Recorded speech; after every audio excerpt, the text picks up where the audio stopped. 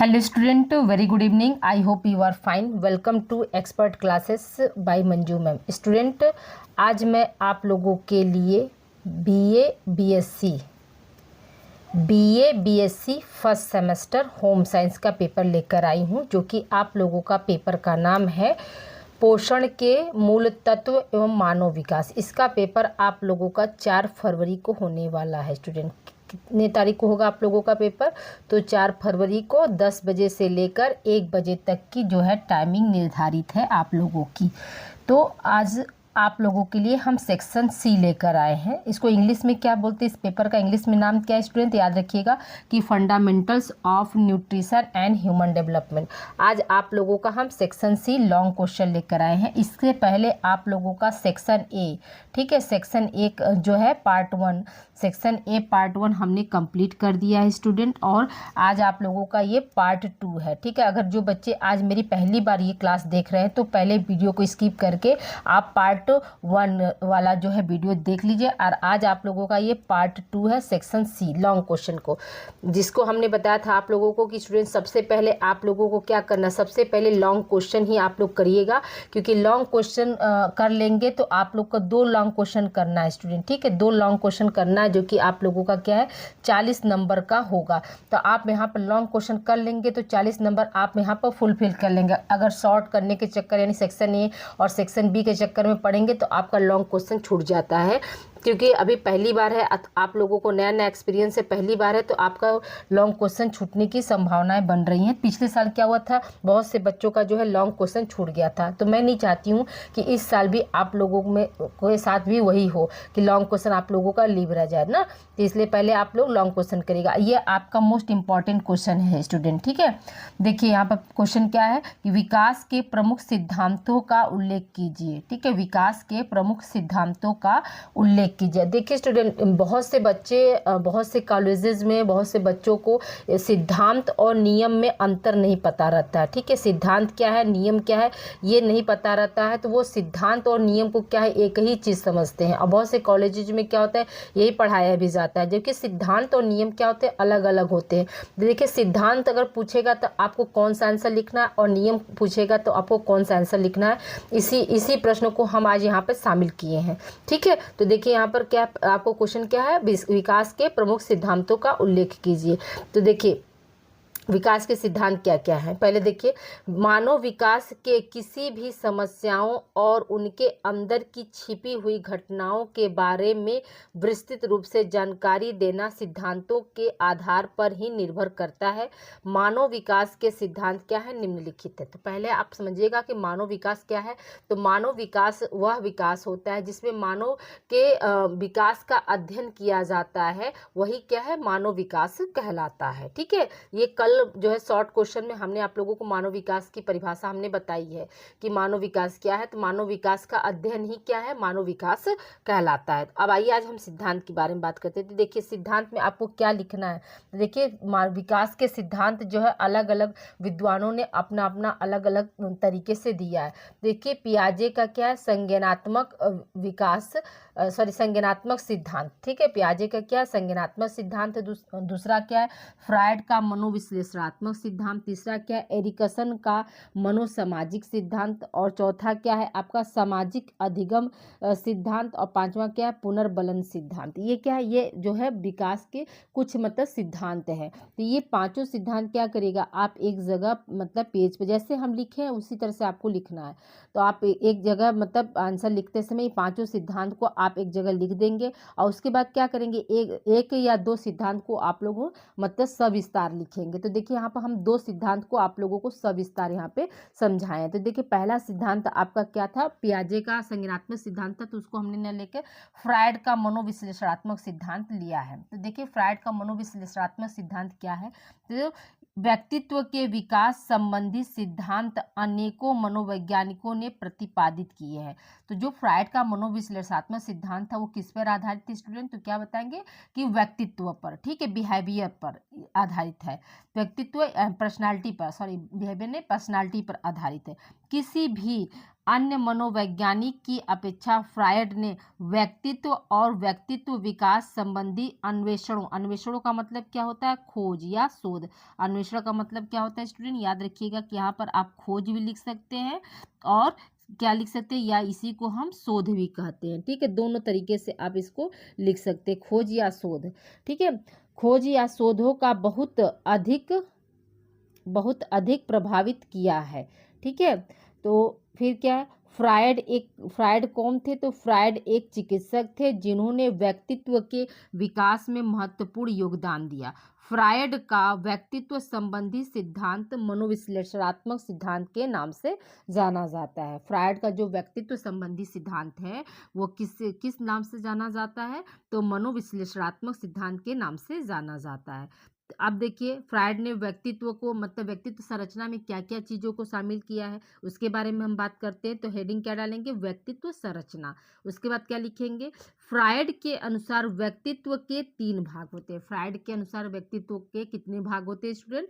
तो 3 भाग होते हैं। ईड है, ईगो है और सुपर ईगो है। इसको हम इंग्लिश में ऐसे लिखेंगे, ईड हो गया, ठीक है, फिर क्या हो जाएगा आपका ईगो हो गया, फिर क्या हो जाएगा आपका सुपर ईगो हो गया। आप इंग्लिश चाहें तो इंग्लिश भी आप लिख सकते हैं। ठीक है, इस तरह से ईड, ईगो, सुपर ईगो होता है। अब आइए हम बात करते हैं ईड क्या है। तो ईड देखिए, ईड अचेतन मन का प्रतिनिधित्व करता है। ईड किसका प्रतिनिधित्व करता है? अचेतन मन का। यह अचेतन अवस्था में ही तरह तरह की इच्छाओं, प्रेरणाओं, वासनाओं की तुरंत संतुष्टि चाहता है। ठीक है, ईड क्या है? ईड याद रखिएगा कि अचेतन मन का प्रतिनिधित्व करता है, यानी कि जैसे कि अचेतन मन का मतलब ये हुआ यहाँ पर स्टूडेंट की कहने का है कि उसको कोई होश हवास नहीं है, मतलब उसके मन में तरह तरह की जो कल्पनाएं, जो जिसका वास्तविक रूप से मतलब कोई लेना देना नहीं होता है, वो मतलब सपनों की दुनिया में हमेशा मतलब खोया रहता है, तो वो क्या अचेतन मन में आएगा। फिर यह परावादी सिद्धांत के अंतर्गत आता है। ईड से व्यक्तित्व निर्माण का पहला भाग है। ठीक है, ईड क्या है? ईड जो है व्यक्तित्व निर्माण का पहला भाग है, जो सुखकारी सिद्धांत से परिपूर्णतया प्रभावित होता है। परिपूर्णता प्रभावित, जैसे कि मान लीजिए आप ही अपने आप को क्या समझे कि हम राजकुमारी हैं। ठीक है, राजकुमारी, तो राजकुमारी की जिंदगी क्या होती है? बिल्कुल नौकर चाकर सब कुछ एकदम बिल्कुल शहंशाह वाली जिंदगी होती है, जिस पर आप उंगली रख देंगे वो चित्त। अब क्या है, ये सुखकारी ही ना हुआ, इसका क्या वास्तविकता जीवन से कुछ लेना देना नहीं है। ठीक है, फिर क्या है, इसी कारण व्यक्ति तत्काल अपनी इच्छाओं, वासनाओं और आवश्यकताओं की संतुष्टि कर लेना चाहता है। सामान्य बोलचाल की भाषा में ईड की प्रकृति कैसी होती है? राक्षसी प्रवृत्ति भी कहा जाता है। तो ठीक है, यानी राक्षसी प्रवृत्ति यहाँ पर क्यों कह रहे हैं कि जैसे मान लीजिए कभी कभी आप देखते हैं कि मान लीजिए आप सुनसान रास्ते से जा रही हैं, ठीक है, और कोई लड़का आपका पीछा कर रहा है और उसके मन में क्या ये जागृत हुआ कि नहीं, हम इससे क्या है मतलब रिलेशनशिप बनाए, इसके साथ हम इंजॉय करें। तो ये क्या हुआ, ये उसका अचेतन मन में आ गया, तो ये हवस का एक मतलब आपको शिकार करना चाहता है, तो वो क्या है, वही आपका क्या है, राक्षसी प्रवृत्ति के अंतर्गत आता है। ठीक है, तो यहाँ पे क्या है, मतलब यहाँ बताया गया कि ईड जो है, ईड में क्या क्या चीजें होती है, तो ये अचेतन मन की मतलब अचेतन मन का प्रतिनिधित्व करता है, और इसमें क्या है, इच्छा, तरह तरह की इच्छाएं भी जागृत होती, वासनाएं भी जागृत, और क्या होता है, वो तुरंत मतलब उसको पाने की कोशिश करता है, इसलिए इसको हम क्या बोलते हैं, राक्षसी प्रवृत्ति का बोलते हैं। ठीक है, फिर दूसरा क्या है, ईगो। अब देखिए ईगो में क्या है कि यह ईड का ही विकसित रूप है, इसे पूर्ण शक्ति ईड से ही प्राप्त होती है। ईड मतलब अब क्या, ईड मतलब ईड में हम क्या सोच रहे हैं कि उस लड़की का क्या है, उस लड़की के साथ मतलब हम अपना मतलब यौन संबंध बनाए, अपनी इच्छा की पूर्ति करें, वासना की पूर्ति करें। अब वहां पर अब क्या हुआ, ईगो आ गया, तो ईगो क्या है, ईगो अब ईड को क्या करेगा, वो बढ़ावा देता है। ठीक है, फिर यह अपने आसपास के वातावरण से मिलकर ईड की इच्छाओं को पूरा करने में सहायता करता है, और यह क्या होता है, यह चेतन मन का प्रतिनिधित्व करता है। ईड क्या है, ईड अवचेतन मन का, और ईगो क्या है, चेतन मन का प्रतिनिधित्व कर रहा है। यथार्थ में यह व्यक्तित्व का चेतन, तार्किक, व्यवस्थित एवं विवेकपूर्ण भाग होता है। इस प्रकार ईगो की अवस्था में व्यक्ति सोच विचार कर विवेकपूर्ण निर्णय लेकर कार्य करता है। यानी अब ये देखिए, जैसा मैंने बताया ना, सुनसान रास्ते से जा रहे लड़की का मतलब उसके मन में ये जागृत हुआ कि मतलब हमको इसके साथ मतलब वो गलत काम करना है। तो अब यहाँ पर क्या हुआ, विवेकपूर्ण निर्णय लेकर मतलब, तो अब वो वहाँ पर क्या सोचेगा, वहाँ वो अब लड़का ये सोचेगा कि नहीं, ये किसी की बहन हो सकती है, किसी की माँ हो सकती है, अगर मैं इसके साथ गलत करूँगा तो मुझे सजा मिलेगी। तो अब वो क्या करेगा, वो अपने आप को क्या कर सकता है, रोकने की कोशिश करेगा। ठीक है, फिर क्या है, ईगो में बाहरी वातावरण का ज्ञान एकत्रित होता है, तो ये भी हमने बताया। और यह व्यक्ति की बाहरी जगत से खतरों से रक्षा करता है। अभी जैसे होता है ना कि जैसे वो सोच रहा है कि हम इसका रेप करेंगे, तो अब क्या हुआ, अब अगर रेप करने की सोचा तो उसको सजा हो सकती है, या लड़की भाग कर चिल्ला कर ये सब चीजें कर सकती है, तो भी क्या होगा, मतलब लोग उसको मारने पीटेंगे, तो ये सब क्या है, तो बाहरी खतरा हुआ ना, इससे क्या हुआ, उसकी रक्षा करता है। फिर क्या है, यह वास्तविक सिद्धांत का पालन करता है। ईगो जो होता है वो क्या, वास्तविक सिद्धांत का पालन करता है। इस प्रकार ईगो जो है ईड और सुपर ईगो की विरोधी इच्छाओं में समायोजन का कार्य करता है और ईड के आवेगों को रोकता है। जो इम्पल्स, जो स्टिमुलाई जो चले, उसके क्या करता है, उसके आवेग को रोकता है तथा सुपर ईगो को नैतिक लक्ष्यों की ओर ले जाता है। और सुपर ईगो को क्या करेगा, नैतिक इच्छा की ओर क्या करता है, नैतिक लक्ष्यों की ओर ले जाता है। अब देखिए, आइए हम सुपर ईगो की बात करते हैं। तो यह व्यक्तित्व का अंत में विकसित होने वाला नैतिक पक्ष है। बाल्यावस्था में ईगो से ही विकसित होता है। यह आदर्श से निर्मित होता है। यह आदर्श से क्या होता है, निर्मित होता है और अवचेतन मन है। ठीक है, इसके विकास में माता पिता का चारित्रिक और सामाजिक मूल्य सहित रहता है। यह बाल्यावस्था में 3 से 6 वर्ष में विकसित हो जाता है। दूसरे शब्दों में इसे देवत्व की संज्ञा दी जाती है। ठीक है, तो अब यहाँ पर क्या देखिए, सुपर ईगो ने क्या किया, सुपर ईगो ने उसके रोका कि नहीं, ये काम जो है गलत है, ये किसी की माँ हो सकती, किसी की बहन हो सकती, किसी की बेटी हो सकती है, और मैं अगर गलत काम करता हूँ तो मेरे बहन के साथ भी यही हो सकता है। तो यहाँ पर क्या हुआ, अब उसके मन में क्या हुआ, एक देवता का वास हुआ ना, इसलिए इसको क्या कहते हैं, सुपर ईगो को हम देवत्व की उपाधि देते हैं और ईड को हम क्या बोलते हैं, राक्षसी प्रवृत्ति बोलते हैं। ठीक है, अब देखिए यहाँ पर क्या है, ईड, ईगो तथा सुपर ईगो के संबंध में फ्रायड ने लिखा है, ईगो ईड का वह भाग है जो कि व्यक्ति के वह संसार के अनुमान एवं संभावनाओं से परिष्कृत होता है और सुपर ईगो का वह अंश है जो आत्मनिरीक्षण की प्रक्रिया को क्या करता है, संभव बनाता है। ठीक है, तो ये क्या है, आपके मनोविश्लेषणात्मक सिद्धांत, ये आपका कंप्लीट हो गया। तो देखिए, इसको आप जैसे हमने लिखा है आप उसी तरह से, अभी आपके पास बहुत टाइम है। आज कितने तारीख है, आज आपका 25 जनवरी है। ठीक है, तो 25 जनवरी को हम दे रहे, तो आप लोग इसको लिख कर अच्छे से याद कर लीजिए। हाँ, कि ईड, ईगो और सुपर ईगो के बारे में। अब देखिए, एरिक्सन का मनोसामाजिक सिद्धांत क्या है। तो मनोसामाजिक सिद्धांत में देखिए यहाँ पे क्या है कि फ्रायड की भांति व्यक्तित्व विकास का एक दूसरा मनोविश्लेषणवादी सिद्धांत एरिक्सन द्वारा प्रतिपादित किया गया। ठीक है, एरिक्सन के व्यक्तित्व सिद्धांत का केंद्रीय तथ्य यह है कि बालक में मनोलैंगिक विकास के साथ साथ, ठीक है, मनोलैंगिक विकास के साथ साथ ही क्या है, मनोसामाजिक विकास की प्रक्रिया भी चलती रहती है। उन्होंने इसे 8 अवस्थाओं में बांटा है। एरिक्सन ने मनोसामाजिक सिद्धांत को कितनी अवस्थाओं में बांटा है स्टूडेंट, याद रखिएगा कि 8 अवस्थाओं में बांटा है। फिर क्या है, जिनसे होकर बालक का मनोसामाजिक विकास गुजरता है। अब देखिए, उसको 8 अवस्थाओं को हमने एक एक लाइन में यहाँ पर डिफाइन कर दिया आप लोगों को कि विश्वास और अविश्वास की अवस्था। तो यह विश्वास और अविश्वास की अवस्था क्या है, जन्म से 2 वर्ष की अवस्था होती है। ठीक है, यह मतलब कितने वर्ष की चलती है, तो जन्म से 2 वर्ष तक की अवस्था को विश्वास और अविश्वास की अवस्था कहते हैं। और इसमें आप चाहेंगे तो और इसमें जोड़ कर लिख सकते हैं कि विश्वास और अविश्वास की अवस्था की मतलब क्या हुआ कि जब बालक छोटा रहता है तो पूरी तरह से क्या है, अपने माता पिता पर वह केंद्रित रहता है, आश्रित रहता है, अपने किसी भी कार्य को वो करने में सक्षम नहीं रहता है, और जिससे उसको प्यार दुलार मिलता है वो उस पर विश्वास करता है, और जो लोग उसको डांटते हैं, फटकारते हैं, डराते हैं, तो वो क्या है, उनको अविश्वास की नज़र से देखता है। ठीक, तो ये आप यहाँ पर ऐड कर सकते हैं। ठीक है, फिर क्या है, दूसरा आपको क्या है, दूसरा यहाँ पे है कि स्वतंत्रता संदेह की अवस्था। स्वतंत्रता संदेह की अवस्था कितने वर्ष की होती है, तो 3 से लेकर 4 वर्ष की अवस्था में बालक अपने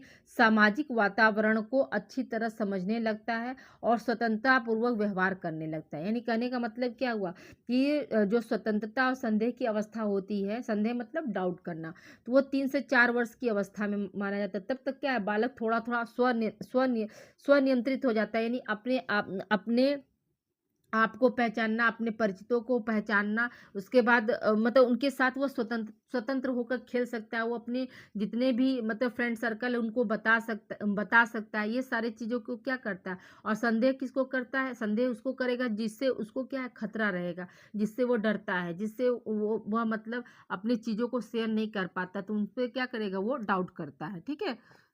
फिर क्या है, तीसरा क्या है, आपका आत्मबल और अपराध भाव की अवस्था। ये क्या है, 5 से लेकर 6 वर्ष की अवस्था में पहुंचकर बालक जिज्ञासु हो उठते हैं। वह अपने आत्मबल के कारण अनेक जिम्मेदारियों के कार्य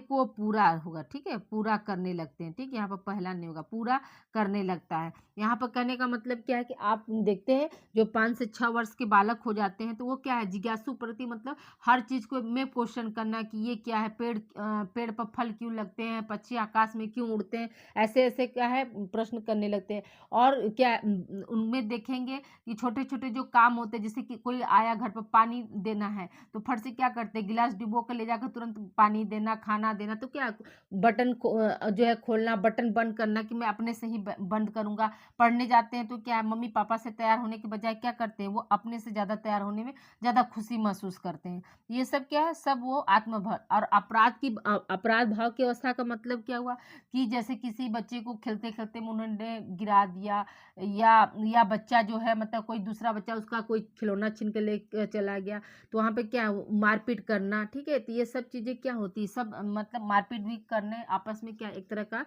अपराध ही होता है। ठीक है, फिर क्या है, परिश्रम की अवस्था, परिश्रम और हीनता की अवस्था। इस अवस्था का बालक अपने मित्रों के साथ पहचान स्थापित करता है। इस अवस्था में क्या करता है, बालक जो होता है अपने मित्रों के साथ पहचान स्थापित करता है। यानी कहने का मतलब यहाँ पे क्या हुआ कि बालक इस अवस्था में पहुंचते पहुंचते परिश्रम करता है, लेकिन अगर परिश्रम करने के साथ अगर उसको परिणाम नहीं मिल पाता है तो उसमें क्या होता है, हीन की भावना आ जाती है। ठीक है, हीनता की भावना आ जाए। जैसे कि मान लीजिए कोई बालक अच्छा से पढ़ाई कर रहा है और उसका रिजल्ट उतना अच्छा नहीं आया, तो उसके दिमाग में क्या आएगा कि मैं इतना पढ़ लिख कर भी मेरे रिजल्ट क्या है, खराब है।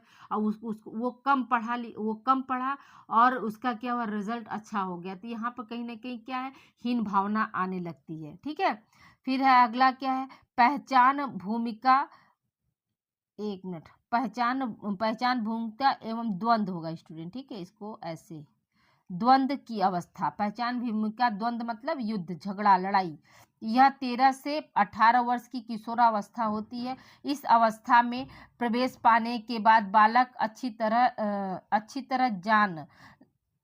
तरह से जानने लगता है। ठीक है, अच्छी तरह से जानने होगा स्टूडेंट। ठीक है, आप बना लीजिएगा, अच्छी तरह से जानने लगता है कि वह कौन है और उसके लक्ष्य क्या है। तो आप लोग सभी लोग जानते हैं, जैसे इस समय क्या आप सभी लोग किशोरावस्था में, तो बहुत सारी उत्तेजनाएं होंगी, बहुत सारे संवेग जो है हार्मोन्स चेंजेज होते हैं। तो आप क्या है, एक विरोधी अवस्था, आप इस समय क्या अपने पेरेंट्स को जो है ज़्यादा पसंद नहीं करते, अपने फ्रेंड सर्कल के साथ ज़्यादा रहना पसंद करते। तो ये सब क्या है, सब आपका जो है मतलब किशोरावस्था के ही सिम्टम्स है। और इस अवस्था में ही आप लोग अपना कोई ना कोई लक्ष्य निर्धारित कर लेते हैं कि हमको आगे चलकर ये बनना है। आपको ये पता हो जाता है कि हम जो है मतलब लड़की हैं तो हमें क्या क्या जिम्मेदारियों का, हम लड़के हैं तो हमारा क्या सामाजिक दायित्व है, ये सब कुछ क्या है, और आपके क्या लक्ष्य होते हैं, सब कुछ आपको इस अवस्था में जाते जाते क्या होता है, पता हो जाता है। ठीक है, अगला जो है आपका क्या है, घनिष्ठता और क्या है, अलगाव की अवस्था। घनिष्ठता और अलगाव की अवस्था का मतलब क्या हुआ कि यह इस अवस्था में बालक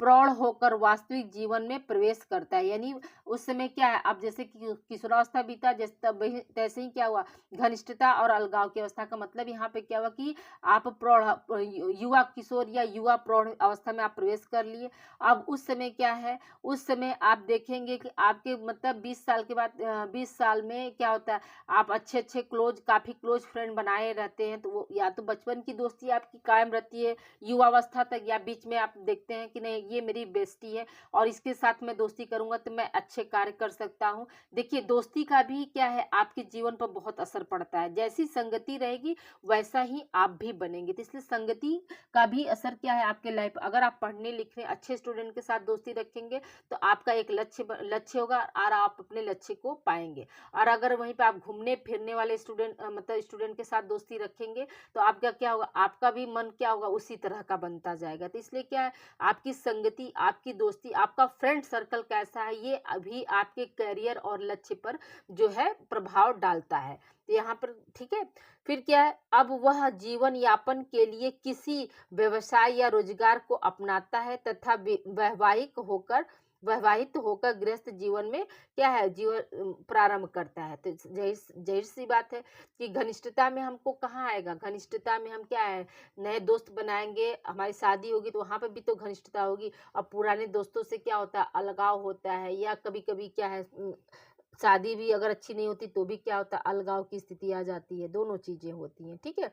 अब देखिए यहाँ पर क्या है, सृजनात्मकता या निष्क्रियता की अवस्था। ठीक है। तो यहाँ पे क्या है, मनोसामाजिक विकास की यह 7वीं अवस्था मानव जीवन की मध्य अवस्था होती है। ठीक है। मनोसामाजिक की क्या है, यह 7वीं अवस्था क्या होती है, आपकी जो है मध्य अवस्था होती है। इस अवस्था से गुजरने वाले व्यक्ति से समाज यह अपेक्षा करता है कि वह समाज के लिए अपनी क्षमता के अनुरूप क्या करे, कुछ करे। ठीक है। तो सृजनात्मकता का मतलब क्या हुआ कि नए नए कार्यों का सृजन करना। तो आप जाहिर सी बात है कि जब आप 35 साल में पहुंच गए हैं तो समाज आपसे उपेक्षा करेगी कि जो भी आपके सामर्थ्य है आप उसके अनुरूप क्या कर सके, आप समाज के लिए कुछ कर सके इसके लिए। ठीक है।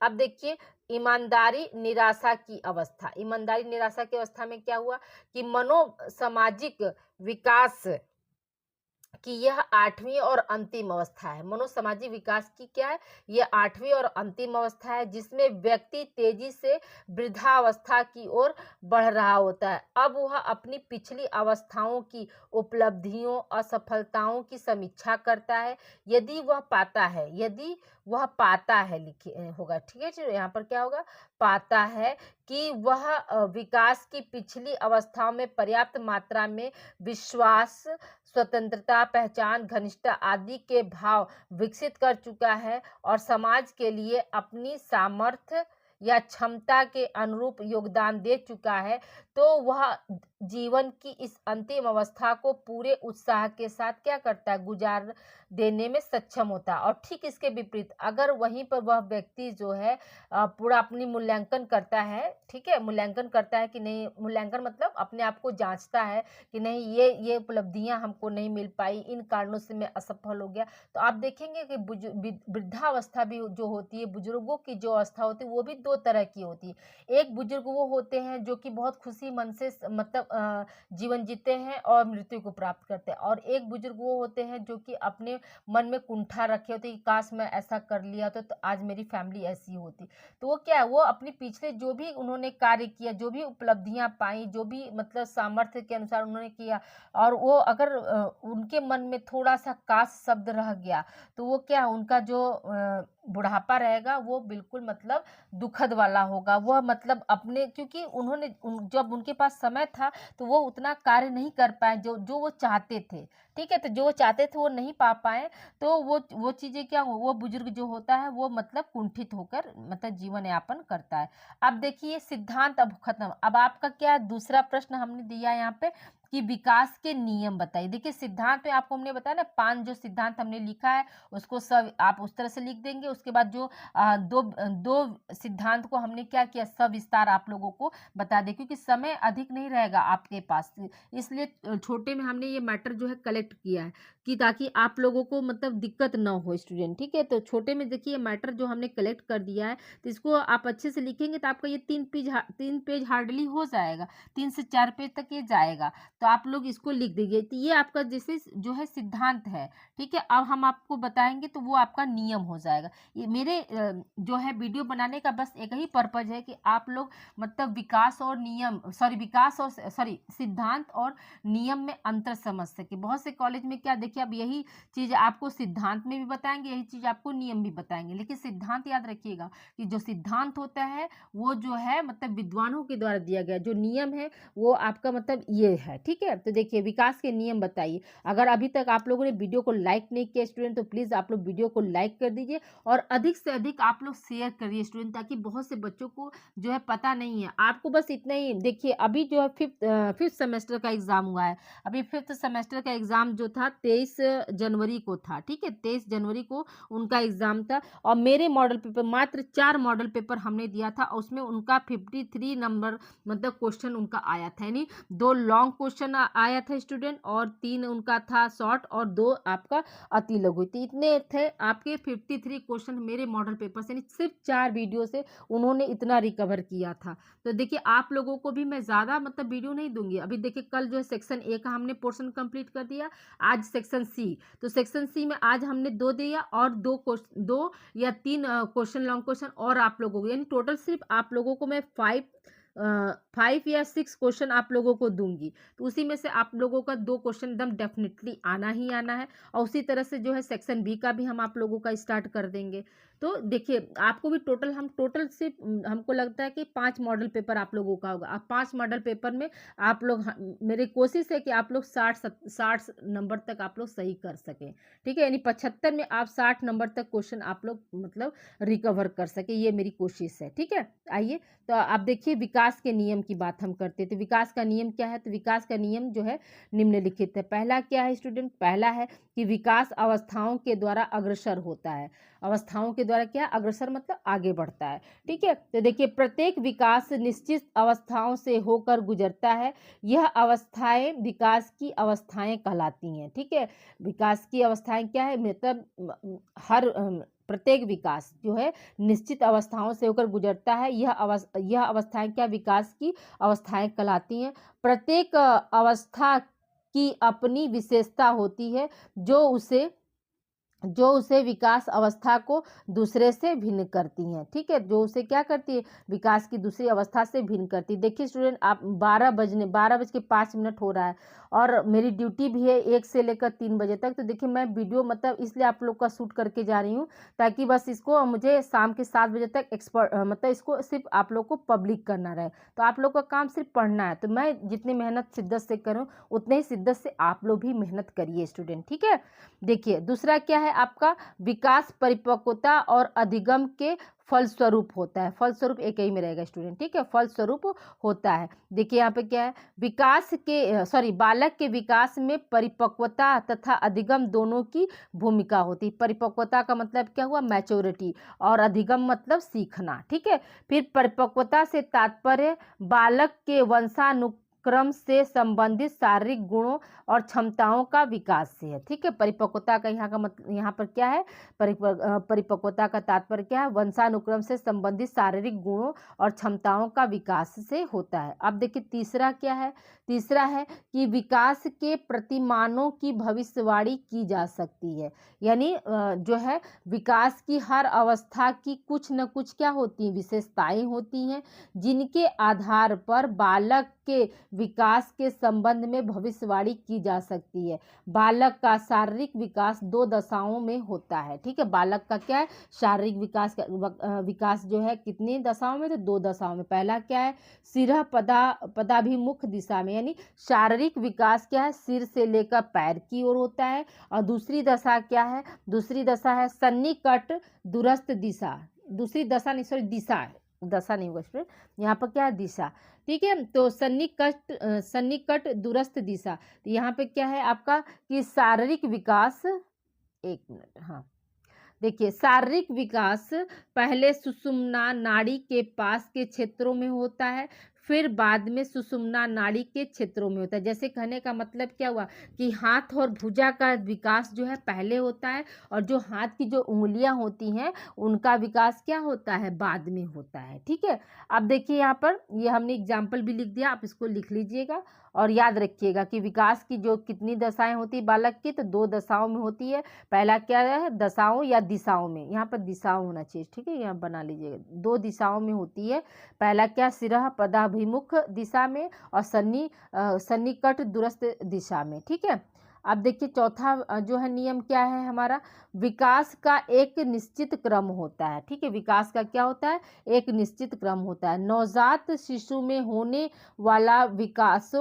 होने वाले विकासों की तुलना मानव विकास के प्रतिमानों से करके यह निश्चित कर सकते हैं कि शिशु में विकास की गति व दिशा ठीक ढंग से चल रही है या नहीं। इसलिए कहा जाता है ना कि जब बच्चे छोटे रहते हैं तो उनका खाना पीना, उनको सोना, ये सब चीज़ क्या है, सब चीज़ हम लोग बहुत अच्छे से उनका ध्यान देते हैं कि ताकि उनका विकास जो है अच्छे तरीके से हो सके, वो किसी भी बीमारी से ग्रसित न हो सके। फिर क्या है, पांचवा क्या है, विकास सामान्य से विशिष्ट की ओर होता है। यानी विकास जो है सामान्य से विशिष्ट की ओर होता है। कहने का मतलब यहाँ पे क्या है कि विकास सामान्य से विशिष्ट की ओर होता है। कहने का तात्पर्य है कि शैशवावस्था में बालक के हाथ पैरों और शरीर के अन्य अंगों पर नियंत्रण नहीं होता है।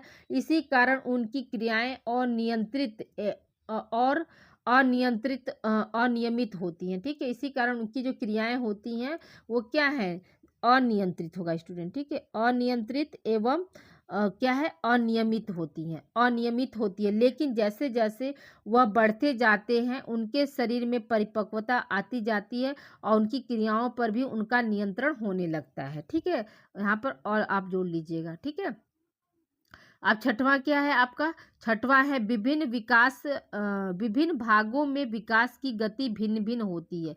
यानी विकास एक अविरत गति से चलने वाली प्रक्रिया है, परंतु सभी अवस्थाओं व सभी अंगों का विकास एक ही गति से एक ही समय पर नहीं होता है। शरीर के विभिन्न अंग भिन्न भिन्न समय पर भिन्न भिन्न गति से विकास करता है। ठीक है, तो ये भी बात सही है कि कोई ज़रूरी नहीं है कि मतलब सभी अंग जो है एक साथ ही कार्य करें।